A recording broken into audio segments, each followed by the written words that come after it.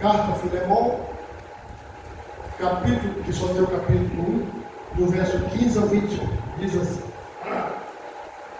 porque bem pode ser que ele se tenha separado de ti por algum tempo, para que o retivesse para sempre,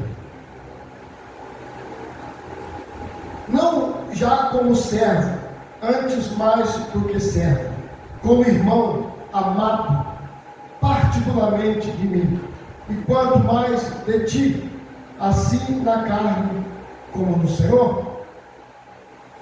Assim, pois, se me tens por companheiro, recebe-o como a mim mesmo, e se te fez algum dano, ou te deve alguma coisa, põe isso à minha conta.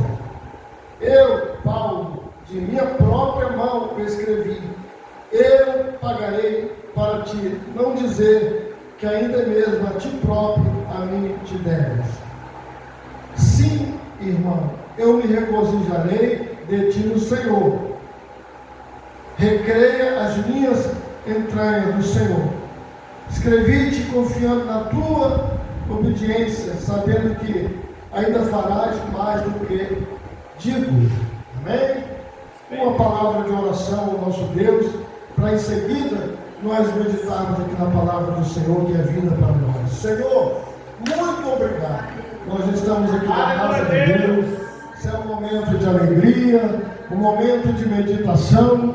E bem-aventurado aqueles que ouvem, que leem, que guardam a palavra de Deus em seus corações, porque o tempo está próximo.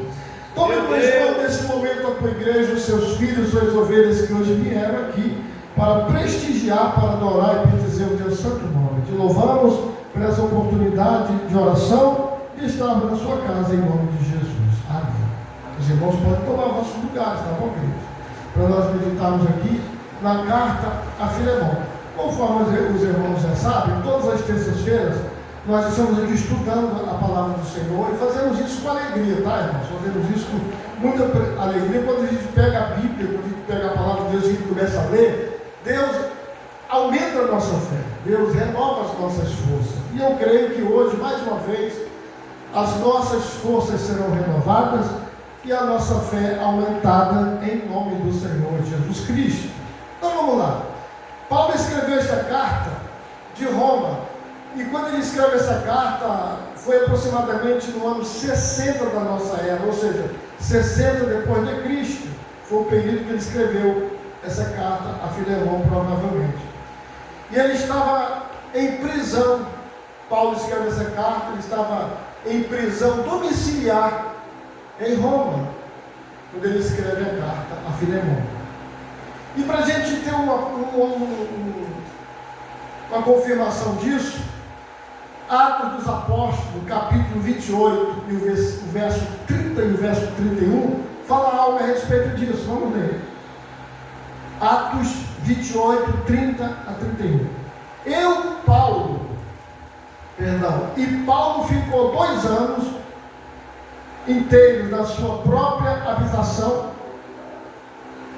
que alugara, e recebia todos quantos vinham vê-lo, pregando o reino de Deus e ensinando com toda liberdade as coisas pertencentes ao Senhor Jesus Cristo, sem impedimento algum. Então ele estava ali em Roma, numa prisão domiciliar, ficou ali durante 2 anos aguardando o seu julgamento. E mesmo ele estando preso domiciliarmente, a palavra de Deus não estava, porque ele estava pregando a palavra do Senhor, as pessoas o procuravam ali naquele lugar, e ele falava do amor de Deus, com muita alegria, mesmo sendo prisioneiro. Isso é fé, isso é determinação, isso é confiança em Deus, isso é certeza de quem está servindo ao Deus verdadeiro. E foi nessa prisão aí, onde ele estava, que ele conheceu, que ele estava evangelizando, pregando a palavra de Deus, que ele conheceu um escravo fugitivo chamado Onésimo. Provavelmente o Onésimo, ele tenha fugido da fazenda onde ele estava, da casa de Filemon, né? Porque ele não aprova, mas provavelmente ele pode ter furtado o seu senhor, feito alguma coisa errada, e ele fugiu, e foge para Roma. E justamente ele conhece o Senhor Jesus, conhece a palavra de Deus, nesta prisão que Paulo estava, nessa prisão domiciliar, e Paulo pregando a palavra, ele ouviu a palavra, aceitou Cristo, recebeu o Evangelho, e foi transformado por Deus. O Onésimo, que era um escravo fugitivo. Filemon era um proprietário de terra, vamos dizer assim, e era membro da igreja de Colossenses. Filemon se converteu ao Evangelho de nosso Senhor Jesus Cristo, também por intermédio do ministério do apóstolo Paulo. Quando Paulo esteve pregando naquelas regiões ali, de Colossos, de Éfeso, aquela região toda ali, o Filemon ouviu a palavra, a pregação da palavra de Deus através de Paulo, recebeu o Evangelho e se converteu ao Senhor. E esse moço, esse escravo chamado Onésimo, pertencia ao Filemon. A gente precisa entender isso, essa questão vamos entender já já. Aí, irmãos, em Filemon, capítulo 1, verso 10 e 12, diz assim, só para a gente situar aqui o texto: peço-te por meu filho. Paulo está escrevendo para Filemon. Filemon 1, verso 10 ao 12. Peço-te por meu filho Onésimo, que gerei nas minhas prisões, o qual longo tempo te foi inútil, mas agora a ti e a mim muito útil. Eu tornei a enviar, e tu torna a recebê-lo como ao meu coração. Olha o pedido de Paulo, que ele faz intercedendo por um escravo, que agora conhece a palavra de Deus. Naquele período da história de Roma, isso é fato histórico, um senhor poderia legalmente até matar, pedir a prisão ou matar um servo, um escravo fugitivo. Ele podia ter autoridade de Roma para isso. E Paulo escreveu esta carta a Filemon para que ele compreendesse que Onésimo agora era um irmão em Cristo e não simplesmente uma posse, um ser dominado por outro. Na verdade, interessante, né, irmãos? Paulo escreve, ele pede agora a Filemon dizendo: ó, estou te enviando novamente aí Onésimo, mas ele vai chegar aí de uma forma diferente. Ele vai chegar na tua casa, Filemon, de forma transformada. Ele agora não é uma posse, agora ele é um irmão, servo do Senhor. Aí a gente precisa compreender agora, isso é interessante, irmãos, o contexto disso tudo, contexto histórico da sociedade romana, né? Porque a gente fala de escravo, de escravidão, de servos e servos, né? Que Paulo está falando aqui, e a gente precisa compreender o contexto social quando o Evangelho surge, porque foi em Roma que surgiu o cristianismo, e os grupos sociais de Roma que predominavam naquele período em que o Evangelho chegou, eram esses aqui, olha, os patrícios, os plebeus, os clientes e os escravos. Esses eram os grupos que formavam a sociedade romana naquele período. Entenda isso. Os patrícios era a elite, era o que retinha o poder, eram os grandes senadores, donos das grandes terras. Os aristocratas possuíam cargos políticos em destaque. Era o grupo dominante, eram os patrícios. Depois vinham os plebeus, eram cidadãos comuns, artesãos, comerciantes, camponeses, e era a maioria da população livre. Tá? Era a maior massa que havia ali, eram os plebeus, de pessoas livres.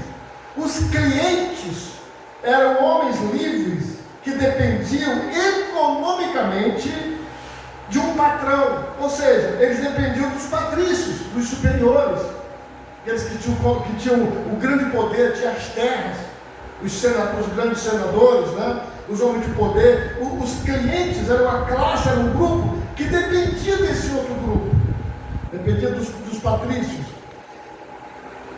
e oferecendo serviços e votos em troca de proteção.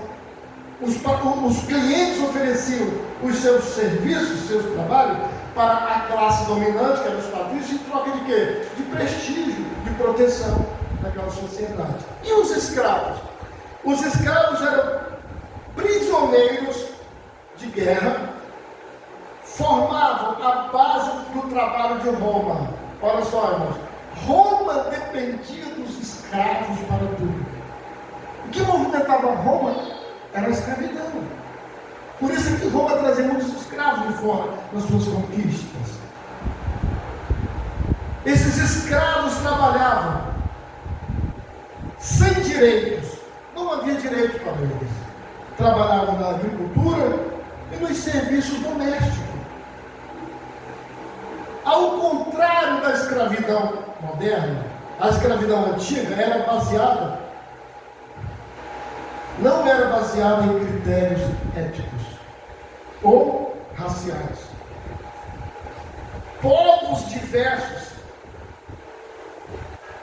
podiam ser escravizados, resultado de derrotas em guerras, tornavam-se prisioneiros e existiam também escravos por dívida. A pessoa adquiriu uma dívida, não podia quitar a dívida do seu senhor, ele obrigatoriamente virava um escravo daquele senhor. Então, a escravidão antiga, principalmente em Roma, ela não tinha traços étnicos, não era por etnias, nem por questões raciais, eram por questões de conquista. Os escravos adquiridos eram escravos de guerra, e pessoas que não conseguiam pagar suas dívidas e, consequentemente, viravam escravos. Este era o contexto da sociedade romana quando o cristianismo surgiu. Esse sistema que havia em Roma quando o cristianismo surgiu. A escravidão era difundida por todo o Império Romano. Os cristãos não possuíam poder político para mudar a escravatura, para mudar esse sistema. Aos Colossenses capítulo 3, versículo 22, se você quiser acompanhar, me faça favor, por gentileza. Aos Colossenses capítulo 3, versículo 2, Paulo diz: vós servos, obedecei em tudo os vossos senhores, segundo a carne, não servindo só na aparência para agradar os homens, mas em simplicidade de coração, temendo a Deus. Olha o pedido que Paulo faz. Ele pede que os servos, porque isso é importante nós lembrarmos e sabermos, que havia cristãos senhores e cristãos servos. Era o contexto da sociedade. Paulo não concordava, nem tolerava a escravidão. Mas ele explica que Deus está acima de todas as decisões que existem entre as pessoas. Ele é Senhor dos servos e Ele é Senhor dos possuidores, dos dominadores. Tudo está na mão de Deus. Vocês concordam? Aleluia.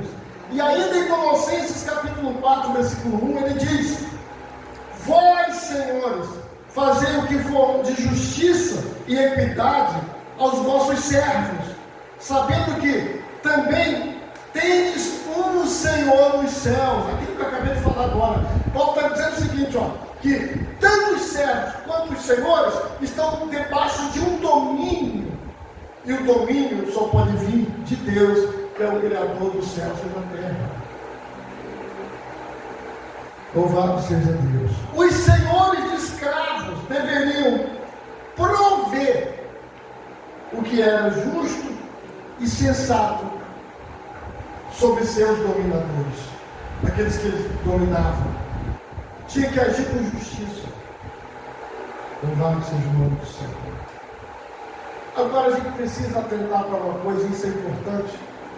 Quando as boas novas do Evangelho surgem, quando a palavra de Deus começa a surgir, o Evangelho, a palavra do Senhor, começa a se quebrar paradigmas, tabus e maldições da sociedade. Foi para isso que o Evangelho veio. Para mudar, para transformar a situação. O cristianismo que os apóstolos pregavam influenciou o fim da escravidão, ou aquela escravidão antiga, principalmente em Roma.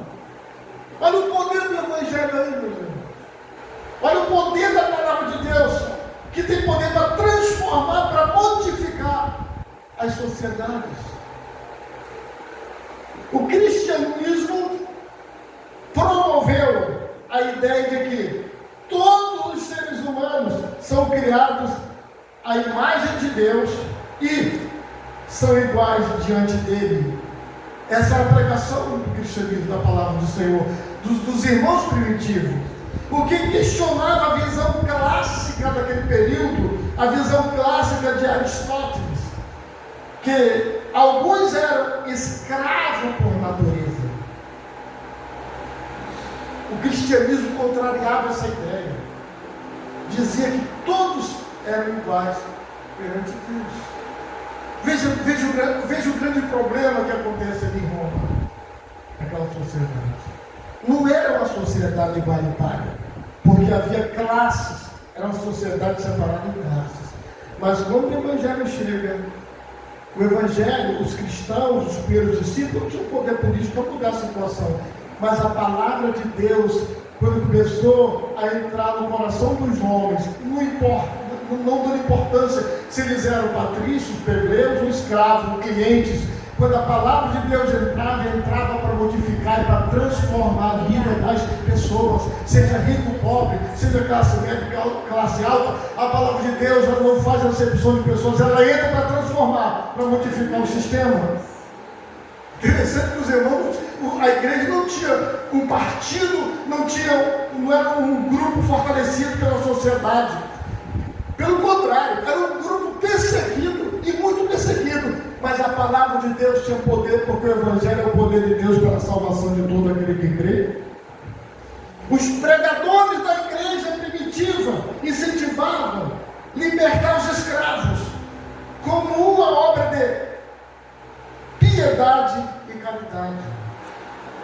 Vocês estão entendendo qual era o objetivo? Por que começaram as modificações, essas mudanças? Que só o Evangelho pode promover uma mudança radical no coração dos seres humanos.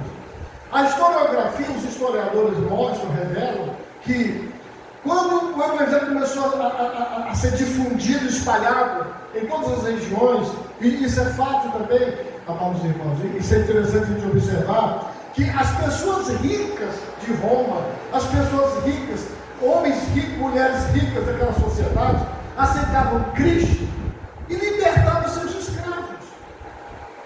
Por uma questão de piedade, por uma questão muito lógica, e precisa entender isso, que libertar o escravo, eles estavam entendendo que estava se igualando, ou seja, dando uma forma igualitária à sociedade, que não era justo um cristão servir a Deus e ter um grupo de escravos em casa, vivendo sem direitos dentro daquela sociedade.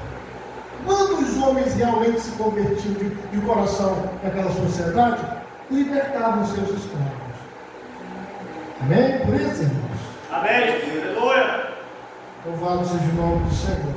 E a realidade era que as culturas romanas, grega, judaica, eram cheias de barreiras, nas quais a sociedade determinava a classe das pessoas. Aquela sociedade determinava: você é patrício, você é plebeu, você é pobre, você é escravo, se coloque no seu lugar. Era assim que era dessa forma que era a realidade daquele período. E a sociedade esperava que essas pessoas ficassem em seu lugar, cada um no seu lugar, conforme diz o provérbio hoje, cada um no seu quadrado. Era assim que eles queriam que a sociedade vivesse. Ou seja, o homens, mulheres, escravos, livres e ricos, pobres, judeus, gentios, gregos, bárbaros, religiosos e pagãos, cada um ficava na sua parte, cada um no seu lugar. Não havia uma intervenção, uma mobilidade, né, vamos dizer assim, daqueles grupos, os menores a ascenderem, digamos, dessa forma. Mas quando a palavra de Deus chega, repito, chega para mudar, para transformar as sociedades. Jesus transformou a nossa vida. O que Ele fez na nossa vida, Ele fez também naquela sociedade. Muito mais naqueles dias que o Evangelho estava se expandindo, que o Evangelho estava crescendo naquelas regiões. Colossenses capítulo 3, versículo 11. Abra por gentileza. Colossenses 3, versículo 11. Está escrito assim, o próprio Paulo escreveu: onde não há grego, nem judeu, circuncisão, nem incircuncisão, bárbaro, cita, servo ou livre, mas Cristo é tudo em todos. Olha como é que a palavra de Deus chega, como é que os evangelistas de Deus, os pregadores do Evangelho, olhou de forma diferente a sociedade. O Evangelho entrava em todas as camadas da sociedade romana, e ricos e pobres e escravos se convertiam. Dos ricos, dos escravos, dos pobres, Deus fazia um povo, e Paulo está dizendo que agora não tem mais separação. Louvado seja o nome do Senhor. Mas a mensagem de Jesus Cristo veio para desfazer as barreiras da separação. O Evangelho trouxe mudança e novidade de vida naquele que crê no Senhor. Como a igreja do Senhor, nós, como igreja do Senhor, não podemos fazer acepção de pessoas. A igreja não deve ter nenhuma barreira de nacionalidade, nível de educação, posição social. Devemos construir pontes e não muros para separar o nosso convívio. A palavra tem que avançar em todos os lugares. Não existe um povo especial no mundo assim, de nacionalidade. Existe um povo de Deus. Pessoas que moram nas comunidades humildes, tanto nos centros urbanos, como nos lugares nobres. Deus está pegando essas pessoas e formando um povo. E Ele não quer saber a sua classe social, se você é rico, se você é pobre, se você tem poder, se você tem, qual é a sua aquisição social, qual o seu grau de conhecimento da sociedade. Não, Deus, o Espírito Santo, a palavra de Deus, o Evangelho, não dá importância para isso. Ele quer ver uma vida transformada, modificada, vivendo a verdadeira justiça e santidade diante dele. Isso que interessa para Deus. Glória a Deus. Louvado seja o nome do Senhor. Paulo pediu a Filemão, vamos voltar para cá, para não castigar Onésimo, mas perdoá-lo e restaurá-lo como um irmão novo em Cristo. Paulo está dizendo: agora você não receba mais ele como simplesmente uma posse, como seu escravo. Receba ele agora como irmão. Filemão, capítulo 1, versículo 17 e 18. Vamos ler. Assim, pois, se me tens por companheiro, recebe-o como a mim mesmo. E se te fez algum dano, se ele te fez algum dano,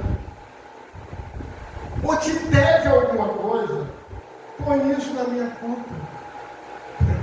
Olha que interessante. Você tem coragem de fazer isso por um escravo? Hoje, graças a Deus, a escravidão está extinta, graças a Deus acabou. Mas você tem coragem de tomar as dores de uma pessoa, de um infrator, de alguém que cometeu um crime, né?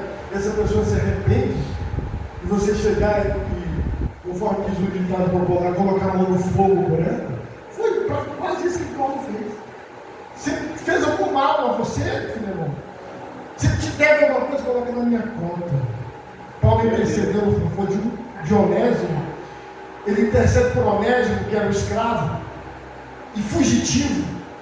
E isso, irmãos, prestem bem atenção, ilustra o que o Senhor fez por nós. Ilustra o que Deus fez por nós. Assim como Paulo intercedeu por um escravo, Jesus Cristo intercede por nós, que fomos escravos do pecado, escravos do maligno. Todos nós andávamos como ovelhas, desgarrados, sem pastor, sem direção.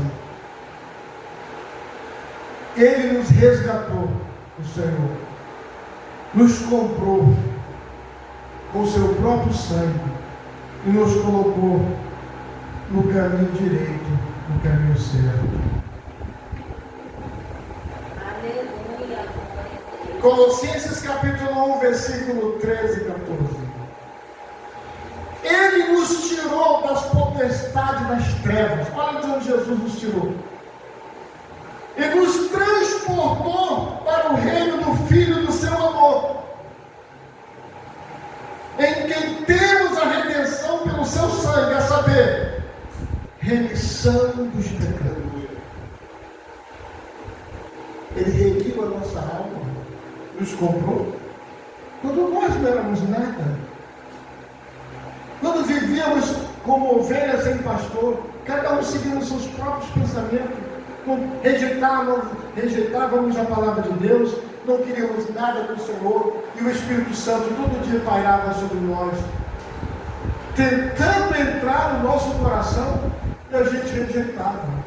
Até o dia que nós tomamos a decisão, e ele de forma maravilhosa entrou, porque ele não invade a porta, ele não arromba a porta para entrar, ele espera a pessoa abrir a porta para ele entrar, e ele entrou na nossa vida, e sabe o que aconteceu? Transformação pelo poder de Deus. Aleluia. Fomos transformados, olha, das trevas para a luz, da escravidão para a liberdade, da culpa para o perdão, do poder de Satanás para o poder de Deus. Se alegre, receba de Deus aí agora. Oh, glória. Receba a liberdade do Senhor e o poder do Espírito de Deus, porque você não é mais escravo, você não é mais propriedade do maligno, você é propriedade de Deus, comprado, resgatado, transformado pelo poder de nosso Senhor Jesus Cristo. Da mesma forma que Onésimo foi reconciliado com Filemão, nós somos e fomos e somos reconciliados com Deus através de nosso Senhor Jesus Cristo. Essa reconciliação de Onésimo com Filemão ilustra a nossa vida, o que Jesus fez por nós. Escravos do pecado, dominados pelas trevas, Jesus veio e tirou os carrapichos da nossa lã, purificou a nossa alma, nos fez ovelhas do seu pasto. 2 Coríntios 5,18 diz assim: e tudo isso provém de Deus, que nos reconciliou consigo mesmo por Jesus Cristo e nos deu o ministério da reconciliação. Que bom que você veio aqui hoje, porque você foi reconciliado com Deus. Somos reconciliados com o Senhor. Você sabe o que é reconciliado? Tínhamos direito. Não havia concessão para nós, mas Deus enviou o seu Filho e disse: esse aí agora é meu, resgata, esses agora são meus. A geração eleita, o povo adquirido, o povo santo agora. Fomos comprados. Assim como Paulo se ofereceu para pagar as dívidas de um escravo, Cristo pagou a nossa dívida do pecado. E que dívida cara que nós tínhamos, né, irmãos? Não somos mais escravos. Não somos mais escravos e não somos mais aterrorizados. Ao contrário, somos filhos de Deus. Cadê os filhos de Deus? Levanta a tua mão, glória a Deus.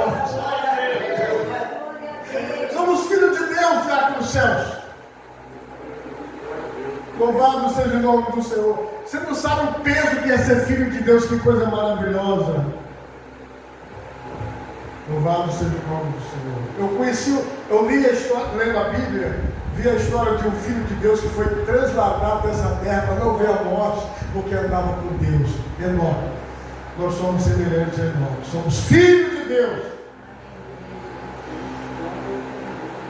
Isaías capítulo 53, capítulo 53, versículo 5, está escrito assim: mas ele foi ferido, ele que é o Senhor, foi ferido pelas nossas transgressões, moído pelas nossas iniquidades. O castigo que nos traz a paz estava sobre ele, e pelas suas pisaduras fomos sarados.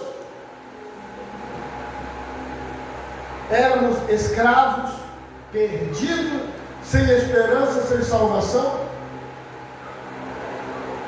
Ele deu a vida por nós, se entregou pela humanidade, fez o sacrifício perfeito, salvou a nossa alma. Jesus assumiu a minha culpa, a sua culpa, as nossas culpas.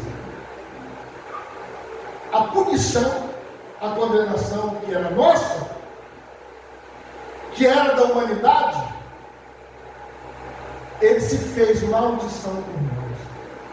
A palavra é pesada, né, meus irmãos? Ele se fez maldição por nós, para nos resgatar do inferno. Gálatas capítulo 3, versículo 13 e 14. Cristo nos resgatou da maldição da lei, fazendo-se maldição por nós, porque está escrito: maldito todo aquele que for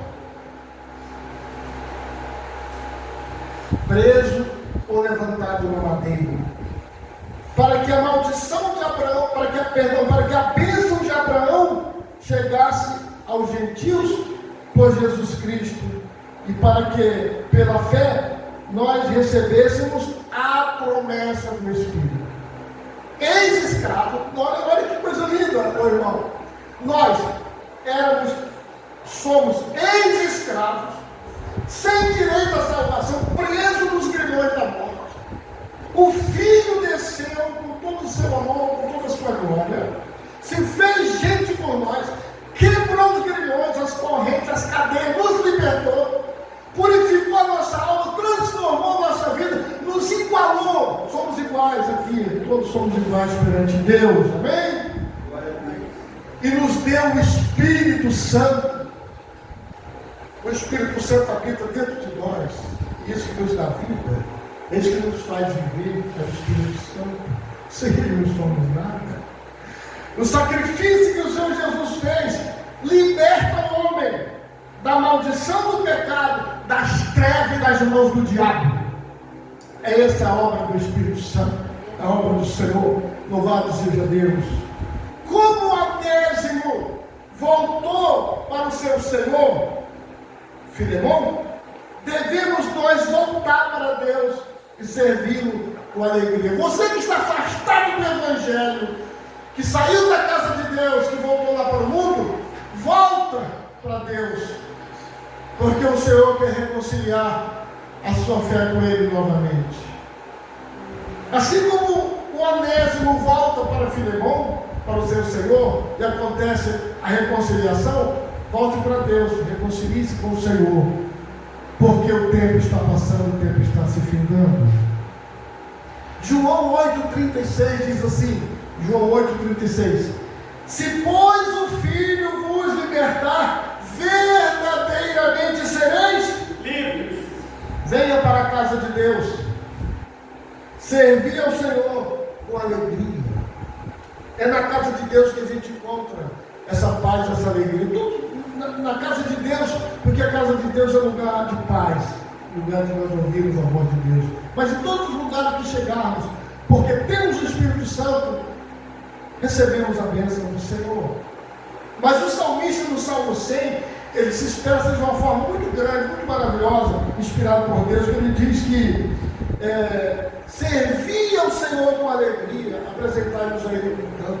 Salmo 100, verso 1 e 2. Leia depois do Salmo 100, para você receber essa alegria, para você entender que igreja, denominação não salva as pessoas. Denominação, todo lugar você vai encontrar, mas quem salva a tua alma é a tua fé, mediante a graça de Deus, é a tua fé em nosso Senhor Jesus Cristo. Nós precisamos a cada dia nos voltarmos para Ele e nos apresentarmos diante dele com um canto, com alegria. Isso é o verdadeiro sentido de estarmos na casa de Deus. Venha para a casa do Senhor, mas venha com alegria e venha cantar o canto da liberdade em Jesus Cristo, porque Ele quebrou as nossas cadeias, nos libertou para sermos livres e servi-lo de todo o nosso coração. Deus abençoe a sua vida e nos abençoe nessa noite, rica e abundantemente.